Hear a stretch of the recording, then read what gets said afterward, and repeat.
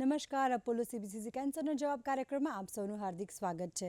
દર્શક મિત્રો, આજે આપણે ચર્ચા કરીશું થાઇરોઇડને લગતા રોગો વિશે, અને તે વિશે માહિતી આપવા માટે આજે આપણી સાથે સ્ટુડિયોમાં બે મહાનુભાવો ઉપસ્થિત છે. ડૉક્ટર રમેશભાઈ ગોયલ, જેઓ એન્ડોક્રાઇનોલોજિસ્ટ, અને ડૉક્ટર દર્શિતભાઈ દલાલ, જેઓ હેડ એન્ડ નેક કેન્સરના સર્જન છે. આ બંને મહાનુભાવોનું સ્ટુડિયોમાં હાર્દિક સ્વાગત છે. રમેશભાઈ, આપથી શરૂઆત કરીએ કે થાઇરોઇડને લગતા મુખ્ય રોગો કયા કયા?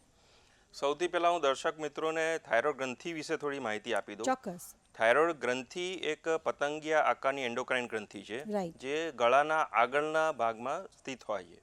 અને થાઇરોઇડ ગ્રંથિનું મુખ્ય ફંક્શન એ રસાયણો પેદા કરવાનું હોય છે, જેને અમે થાઇરોઇડ હોર્મોન કહીએ છીએ. મુખ્ય બે જાતના થાઇરોઇડ હોર્મોન હોય છે, એક T3 હોર્મોન અને એક T4 હોર્મોન. બરાબર. આ થાઇરોઇડ હોર્મોનનું જે મુખ્ય કાર્ય છે શરીરમાં, એ છે કે શરીરનો વિકાસ કરવો. બાળકમાં વિકાસ માટે થાઇરોઇડ હોર્મોન ખૂબ જ જરૂરી હોર્મોન છે. અને બીજા જે ફંક્શન્સ છે એમાં શરીરનું ઉષ્ણતામાન જાળવવું, એટલે મેટાબોલિઝમ રેગ્યુલેટ કરવું. થાઇરોઇડ હોર્મોન એ શરીરના દરેક કોષો ઉપર અસર કરીને એમને નોર્મલ કામગીરી કરવામાં મદદ કરે છે. એટલે ટૂંકમાં દરેક કોષને થાઇરોઇડ હોર્મોનની જરૂર પડતી હોય છે. જો થાઇરોઇડ હોર્મોનનું બેલેન્સ ખોરવાઈ જાય તો શરીરના જે નોર્મલ ફંક્શન હોય છે એ બી ખોરવાઈ જતા હોય છે. થાઇરોઇડના મુખ્ય હવે બે જાતના રોગો હોય છે, હાઇપોથાઇરોઇડિઝમ અને હાઇપરથાઇરોઇડિઝમ. એને અમે ફંક્શનલ ડિસઓર્ડર કહીએ છીએ, કે થાઇરોઇડ હોર્મોનના ફંક્શનમાં ગડબડ. હાઇપોથાઇરોઇડિઝમમાં થાઇરોઇડ હોર્મોનનું પ્રોડક્શન ઘટી જતું હોય છે, જેના લીધે વજન વધવું, પછી આળસ રહેવું, ડિપ્રેશન રહેવું, ઊંઘ વધારે આવવી, કબજિયાત રહેવું, ભૂખ ઓછી લાગવી, આ બધા લક્ષણો થતા હોય છે. અને થાઇરોઇડ હોર્મોનના લેવલ જો વધી જતા હોય બોડીમાં, તો એને અમે હાઇપરથાઇરોઇડિઝમ કહીએ છીએ. એમાં વજન ઘટવું, વગર કારણે વજન ઘટવું, વારે ઘડીએ ઝાડા થવા, ખૂબ જ પરસેવો થવો, ધબકારા વધી જવા, ઊંઘ ઓછી આવવી, આ બધા હાઇપરથાઇરોઇડિઝમ લક્ષણ છે. આ છે ફંક્શનલ ડિસઓર્ડર્સ થાઇરોઇડના. અને બીજા હોય છે સ્ટ્રક્ચરલ ડિસઓર્ડર. સ્ટ્રક્ચરલ ડિસઓર્ડર એટલે થાઇરોઇડમાં ગાંઠ, એ ગળામાં આગળના ભાગમાં ગાંઠ દેખાતી હોય, એ ગોઈટર બી હોઈ શકે, એટલે કે સાદી ગાંઠ બી હોઈ શકે, અને એ ખરાબ ગાંઠ બી હોઈ શકે, એટલે એ કેન્સર બી હોઈ શકે. એની થાઇરોઇડ હોર્મોનની ગાંઠનું ડૉક્ટર દ્વારા પરીક્ષણ કરાવવું ખૂબ જ જરૂરી છે. બરાબર. તો દર્શિતભાઈ, વાત કરી કે થાઇરોઇડમાં ગાંઠ હોય તો કેન્સરની ગાંઠ પણ હોઈ શકે, તો આપણા દેશમાં થાઇરોઇડનું કેન્સર કેટલું કોમન છે? બધા જ કેન્સરના પેશન્ટને જોવામાં આવે તો થાઇરોઇડ કેન્સરનું પ્રમાણ 3% છે. ઓકે જી. અને એમાં 3 સ્ત્રી અને 1 પુરુષ એવી રીતનું એનું માપ છે. બરાબર. દરેક કેન્સર બહેનોમાં વધારે કોમન છે. બરાબર જી. પુરુષોમાં ઓછું કોમન છે. બરાબર. અને આવું થવાના કોઈ ખાસ કારણો ખરા? શા માટે થાઇરોઇડનું કેન્સર થાય છે? એક્ઝેક્ટ કારણ ખબર નથી પડી, પણ જ્યાં જ્યાં જે એરિયાઝમાં ખોરાકમાં આયોડિન ડેફિશિયન્સી જોવામાં આવી છે, ત્યાં આગળ અમુક સાદી ગાંઠો પણ થાઇરોઇડના કેન્સરમાં પરિવર્તિત થવાનું કારણ બને છે. જી. બીજું એક કારણ આનુવંશિક છે, જે રંગસૂત્રોના કારણે થાય છે. રાઈટ જી. આ બે મુખ્ય કારણો છે થાઇરોઇડ કેન્સર થવાના. પણ સ્પષ્ટ કારણ હજી જાણી શકાયું નથી. તો આપની પાસે જ્યારે કોઈ વ્યક્તિ આવી કોઈ ગાંઠ લઈને આવે ત્યારે નેક્સ્ટ સ્ટેપ તમે શું લો? સૌ પ્રથમવાર લોહીનો રિપોર્ટ કરવામાં આવે છે, કે જેનાથી જે ડૉક્ટર રમેશભાઈએ સમજાવ્યું તેમ થાઇરોઇડ વધારે છે કે ઓછું છે, તે સૌથી પહેલાં છે, એ સૌથી પહેલાં નક્કી થાય. ઓકે. એના પછી જે થાય છે સ્ટેજમાં, એમાં સોનોગ્રાફી કરવામાં આવે છે. સોનોગ્રાફીથી એવું ખબર પડે કે આ ગાંઠ પાણીથી ભરેલી છે કે પાણી ભર્યા વગરની છે. અને એના પછી જે અમે FNACનો ટેસ્ટ કહેતા હોઈએ છીએ, જેનાથી થાઇરોઇડની જે ગાંઠ છે તેમાંથી કોષોને કાઢી અને માઇક્રોસ્કોપની અંદર જોવામાં આવે છે. અને એ આપણને મહદઅંશે હિન્ટ આપી શકે છે કે આ ગાંઠ સાદી તરફની છે કે ઝેરી તરફની છે. બરાબર. એ ઉપરાંત CT સ્કેનની અને રેડિયોન્યુક્લિયર સ્કેનની પણ મદદ લઈ શકાય છે. બરાબર. એટલે આ બધી તપાસ દ્વારા આપણને માહિતી મળે છે કે વ્યક્તિને કેન્સર છે કે નહીં? 90% કેસ સુધીમાં મળી શકે છે. રાઈટ. જ્યારે ઓપરેશન કરીને તે ગાંઠ કાઢવામાં આવે અને એને જ્યારે બાયોપ્સીમાં મોકલવામાં આવે, ત્યારે એ ફાઇનલ ડાયગ્નોસિસ નક્કી થતું હોય છે. બરાબર. સામાન્ય રીતે જ્યારે આપણે કેન્સરની વાત કરતા હોઈએ છીએ, ત્યારે સારવારની વાત આવે ત્યારે હંમેશા સ્ટેજિંગ વર્કઆઉટ કરતા હોય છે. તો શું થાઇરોઇડના કેન્સરમાં પણ એ જ રીતે કામ થાય છે?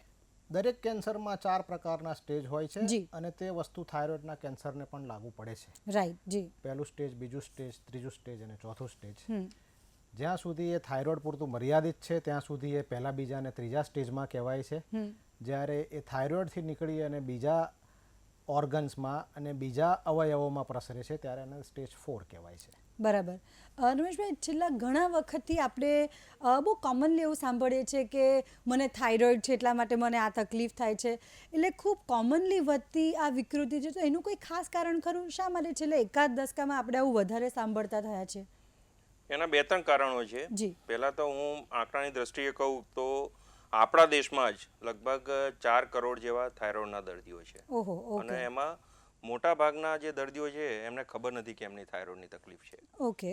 કેમ? કારણ કે થાઇરોઇડના જે લક્ષણો મેં આગળ કીધા કે વજન વધવું કે વજન ઘટવું કે આ થાક લાગવો, પરસેવો થવો, ડિપ્રેશન રહેવું, એ બધા નોન સ્પેસિફિક સિમ્ટમ્સ છે. એટલે અમુક ફેરી થાઇરોઇડ હોવા છતાંય આ બધા સિમ્ટમ્સને મિસઇન્ટરપ્રિટ કરવામાં આવતા હોય છે અને જુદી ડાયરેક્શનમાં કંઈ ટ્રીટમેન્ટ ચાલુ થઈ જતી હોય છે. તો થાઇરોઇડ ડિઝીઝ છે કે નહીં એ જાણવા માટે સૌથી સચોટ ટેસ્ટ છે એ TSH, થાઇરોઇડ સ્ટિમ્યુલેટિંગ હોર્મોન. એ બિલકુલ સાદો ટેસ્ટ છે અને ખૂબ જ એક્સપેન્સિવ ટેસ્ટ બી નથી. એ રિલેટિવલી ઇનએક્સપેન્સિવ ટેસ્ટ છે. એના પરથી 90% કેસીસમાં અમને ખબર પડી જતી હોય છે કે આ વ્યક્તિને થાઇરોઇડની તકલીફ છે કે નહીં. હવે થાઇરોઇડ વધવાના જે કારણ છે એનું જે મુખ્ય એક્સપ્લેનેશન છે કે થાઇરોઇડનું ડિટેક્શન રેટ વધ્યું છે. Most of the corporate hospitals અને મોટી હોસ્પિટલ્સ આજકાલ હેલ્થ પેકેજમાં થાઇરોઇડનો ટેસ્ટ ઇન્ક્લુડ કરતી હોય છે. બરાબર છે. એટલે જે લોકો અનડિટેક્ટેડ થાઇરોઇડ પ્રોબ્લેમથી પીડાય છે એ લોકોના થાઇરોઇડ ડિઝીઝીસ એ વહેલા ડિટેક્ટ થવા માંડ્યા છે. બરાબર. એટલે આપણને એવું લાગે છે કે એનું ઇન્સિડન્સ કે પ્રિવેલન્સ વધ્યું છે, પણ એકચ્યુઅલી ડિટેક્શન રેટ વધ્યું છે. બરાબર. સામાન્ય રીતે તમે જણાવ્યું કે જે પ્રકારના લક્ષણો થાઇરોઇડમાં કોઈ વિકૃતિ હોય અને થાય ત્યારે આપણે સૌથી પહેલાં તો ફેમિલી ડૉક્ટર પાસે જઈએ. તો તમારા પાસે દર્દીઓ કયા કિસ્સામાં આવે છે? મોસ્ટલી હાઇપોથાઇરોઇડિઝમ એટલે કે થાઇરોઇડ હોર્મોનની ડેફિશિયન્સી, જેમાં દવા લેવા છતાં થાઇરોઇડ કંટ્રોલમાં ના આવતું હોય, TSH બેલેન્સમાં ના આવતું હોય, તો એવા દર્દીઓ અમારી જોડે રિફર થઈને આવતા હોય છે. બીજું, થાઇરોઇડ એક અનુવાંશિક બીમારી છે, હાઇપોથાઇરોઇડિઝમ અને હાઇપરથાઇરોઇડિઝમ બી. એટલે ફેમિલીમાં કોઈ વ્યક્તિ અમારી જોડે થાઇરોઇડના ટ્રીટમેન્ટ લેતા હોય અને બીજી વ્યક્તિને એવું લાગે કે મને બી આવા થાઇરોઇડના સિમ્ટમ લાગે છે, તો એ જાતે અમારી જોડે ચેકઅપ કરાવવા આવી જતા હોય છે. બરાબર. જ્યારે મા બાપમાં થાઇરોઇડ હોય ત્યારે બાળકોમાં તે આવવાની શક્યતા કેટલી રહે છે? બંને જો પેરેન્ટ્સને થાઇરોઇડ હોય તો બાળકને થાઇરોઇડનો રોગ થવાની જોખમ વધી જતું હોય છે. અને એનો એસ્ટિમેટ લેવા માટે એક ટેસ્ટ હોય છે કે thyroid antibody test. Thyroid antibody test જો પોઝિટિવ આવે તો અમે એવું કહી શકીએ કે ભવિષ્યમાં આ બાળકને થાઇરોઇડ થવાની શક્યતા ખરી. બરાબર. એટલે પહેલાં જરૂરી સાવચેતી રાખીએ તો કદાચ આપણે શું તેને અટકાવી શકીએ? થાઇરોઇડ, જે મેં હાઇપોથાઇરોઇડિઝમ અને હાઇપરથાઇરોઇડિઝમની વાત કરી, આ જે બીમારીઓ છે એને અટકાવવું સંભવ નથી, કારણ કે મોટા ભાગે આનુવંશિક કારણોના લીધે થતું હોય છે અને બાહ્ય કારણો બહુ આના પર ઇફેક્ટ કરતા નથી હોતા. એટલે મારા મતે હાઇપોથાઇરોઇડિઝમ અને હાઇપરથાઇરોઇડિઝમ પૂરેપૂરું અટકાવી શકાય નહીં. બરાબર. આપણે વાત કરીએ દર્શિતભાઈ કે જ્યારે થાઇરોઇડનું કેન્સર હોય ત્યારે બાયોપ્સીનો રિપોર્ટ આવે ત્યારે તદ્દન કન્ફર્મ થાય કે કેન્સર છે કે નહીં. ત્યારબાદ સારવાર માટે કયો પ્લાન, કેવી પદ્ધતિ અપનાવવામાં આવે છે? એકવાર નક્કી થાય કે થાઇરોઇડમાં ગાંઠ જે છે તે કેન્સરની છે, એને સ્પ્રેડ થવાના ઇન્વેસ્ટિગેશન્સ થતા હોય છે, જેમાં મેં આગળ સમજાવ્યું તેમ પ્રમાણે સીટી સ્કેનની મદદ લઈ શકાય છે, રેડિયો ન્યુક્લિયોઇડ સ્કાનની મદદ લઈ શકાય છે કે જેમાં રેડિયો આઇસોટોપ આપી અને આખા બોડીનું પિક્ચર લેવામાં આવે છે. એટલે જે ભાગમાં આ પ્રકારના બિંદુઓ કે આ પ્રકારના રોગ જણાય એ પ્રકારના લક્ષણો એ ફોટામાં એ પ્રકારે જાહેર થાય છે. બરાબર. ત્યારબાદ શું કરવામાં આવે છે તેના વિશે વાત કરીએ તે પહેલાં એક કોલર છે અમરેલીથી, તેમની સાથે વાત કરીએ. આપનો સવાલ પૂછો. જી, મારું નામ કવિતાબા છે. જી, બોલો કવિતાબેન.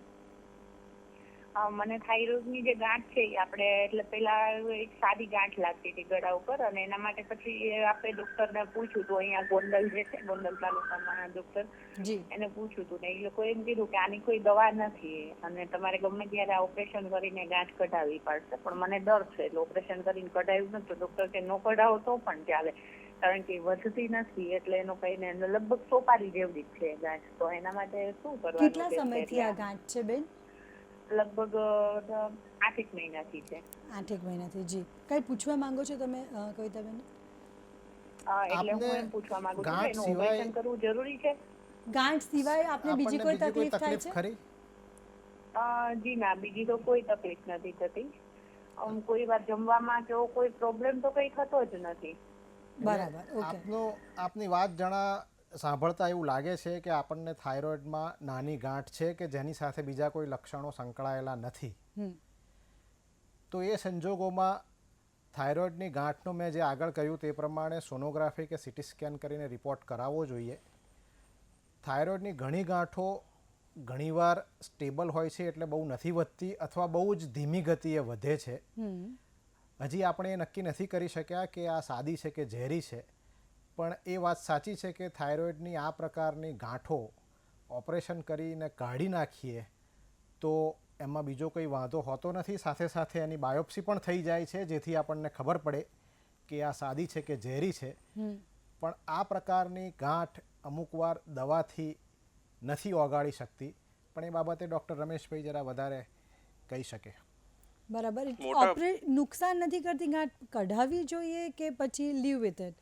મોટાભાગની થાઇરોઇડની જે ગાંઠો હોય છે સાદી ગાંઠો હોય છે અને એમાં કેન્સરનું પ્રમાણ ખૂબ જ ઓછું હોય છે. જી.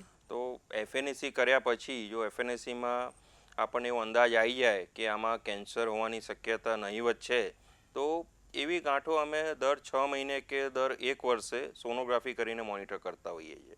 અને જો ગાંઠની સાઇઝ જો સ્ટેબલ રહે, વધતી ના હોય તો એમાં ઓપરેશન કરાવવાની જરૂર પડતી હોતી નથી. બરાબર. આની સાથે હું એ બી કહેવા માગું છું કે આ થાઇરોઇડની ગાંઠ છે તો આપે T3 T4 TSH જે લોહીમાં થાઇરોઇડ હોર્મોનનું પ્રમાણ હોય છે એ બી ચેક કરાવતા રહેવું જોઈએ. કારણ કે અમુક કેસીસમાં એવું જોવામાં આવે છે કે થાઇરોઇડમાં ગાંઠ હોવાથી આ હોર્મોન ઇમ્બેલેન્સ બી થતું હોય છે T3 T4 TSH, જેની મેડિકલ સારવાર બી જરૂરી છે. બરાબર. એટલે દરેક ગાંઠ કેન્સર ન હોય પણ બીજી આડઅસર પણ કરી શકે છે. જી, તો ડેફિનેટલી. એમાંથી એટલે જે થાઇરોઇડ હોર્મોનનું સિક્રેશન છે, જે સ્ત્રાવ છે, એમાં બી ઇમ્બેલેન્સ થઈ શકે છે. તો એ તપાસ કરાવતા રહેવું બી જરૂરી છે દર 6 મહિને કે દર 1 વર્ષે. T3 T4 TSH. ચોક્કસ. દર્શક મિત્રો, થાઇરોઇડના રોગો અને તેની સારવાર વિશે આપણે વધુ વાતો કરીશું, પણ તે પહેલાં લેશું એક નાનકડો વિરામ.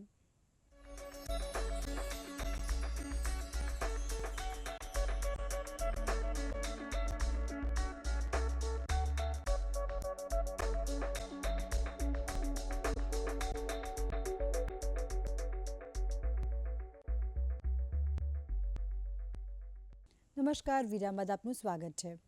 આપણે વાત કરી કે થાઇરોઇડનું પ્રમાણ ઓછું અને વધારે હોય ત્યારે શું લક્ષણો થાય, પણ દર્શિતભાઈ જ્યારે કેન્સર હોય થાઇરોઇડનું ત્યારે શું તેના કોઈ ખાસ પ્રકારના લક્ષણો જોવા મળે? ઘણીવાર પેશન્ટને દર્દીને એક જ લક્ષણ હોય છે અને જેમ આગલા પેશન્ટે કે કોલરે જે કહ્યું તે પ્રમાણે એમાં નાની ગાંઠ હોય છે, એનું બીજું કોઈ લક્ષણ હોતું નથી. જી. જ્યારે આ ગાંઠો મોટી થાય ત્યારે એવું બની શકે કે કોઈક વાર અવાજ બેસે અથવા તો ખાવામાં તકલીફ પડે અથવા તો શ્વાસ લેવામાં તકલીફ પડે, પણ એ ઘણા વર્ષો પછી થતું હોય છે. બરાબર. અને ગાંઠ ઘણી મોટી થાય ત્યારે થતું હોય છે.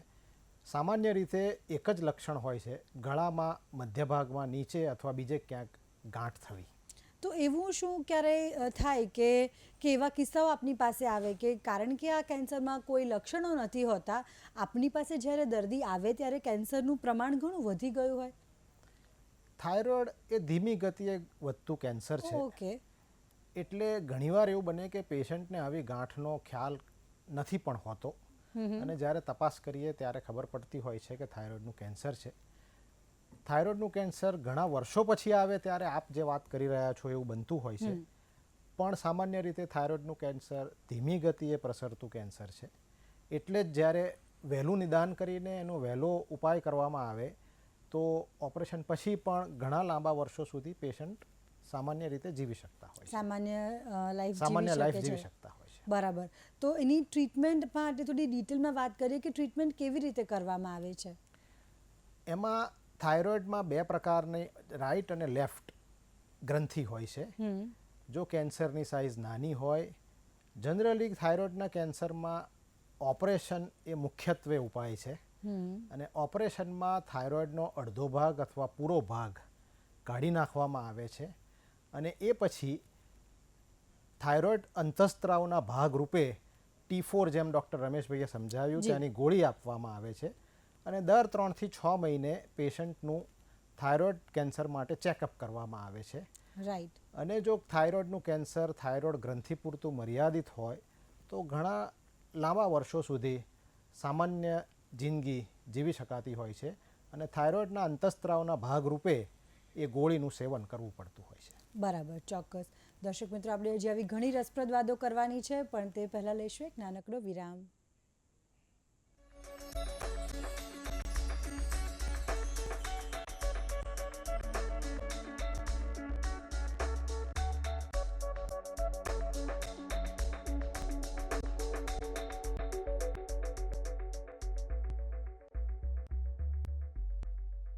નમસ્કાર, વિરામ બાદ આપનું સ્વાગત છે. આપણી સાથે જૂનાગઢથી એક કોલર જોડાયા છે, તેમની સાથે વાત કરીએ.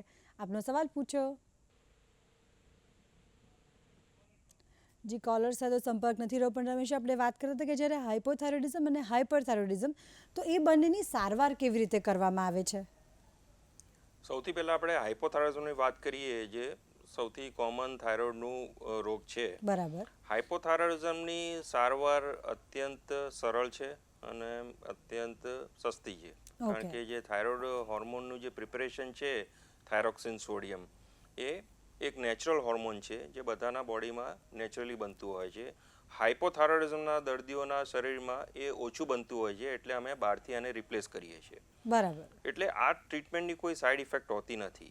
મોટા ભાગે થાઇરોઇડના પેશન્ટને એવી ગલત ખોટી ધારણા હોય છે કે થાઇરોઇડ હોર્મોન ટ્રીટમેન્ટથી શરીરને નુકસાન થતું હોય છે અને લાંબો ટાઈમ સુધી લેવાય નહીં. પણ હાઇપોથાઇરોઇડિઝમની જે ટ્રીટમેન્ટ છે, થાઇરોક્સિન સોડિયમ, એ એક ટેબ્લેટ સવારે ભૂખ્યા પેટે લેવાની હોય છે, ઓછા વધતા ડોઝમાં, જે આપના ડૉક્ટર આપને TSHના રિપોર્ટ પ્રમાણે ગાઈડ કરતા રહેશે. અને આ ટ્રીટમેન્ટ આજીવન લેવાની હોય છે. મોટા ભાગે 80% કેસીસમાં હાઇપોથાઇરોઇડિઝમની ટ્રીટમેન્ટ કાયમ માટે ચાલુ રહે છે, એ બંધ થતી નથી હોતી. અમુક એવા 20% હાઇપોથાઇરોઇડિઝમના કેસીસ હોય છે જ્યાં થાઇરોઇડનું જે હોર્મોન ડેફિશિયન્સી છે એ ટેમ્પરરી હોય છે. તો એવા કેસીસમાં અમે ટ્રીટમેન્ટ બંધ કરી શકતા હોઈએ છીએ, પણ મોટાભાગના કેસમાં આ લાઈફ લોંગ ટ્રીટમેન્ટ લેવી પડતી હોય છે અને એની કોઈ સાઈડ ઇફેક્ટ હોતી નથી.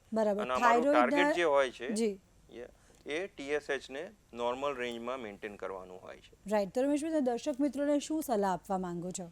એટલે હાઇપોથાઇરોઇડિઝમના જે દર્દીઓ છે એમને હું એ સલાહ આપવા માંગુ છું કે દર 6 મહિને કે એટલીસ્ટ 1 વર્ષે એમનો TSHનો રિપોર્ટ કરાવતા રહે, દવા નિયમિત પ્રમાણે લે અને દવાનો ડોઝ TSHના રિપોર્ટ પ્રમાણે એમના ડૉક્ટર જોડે સેટ કરાવતા રહે. બરાબર.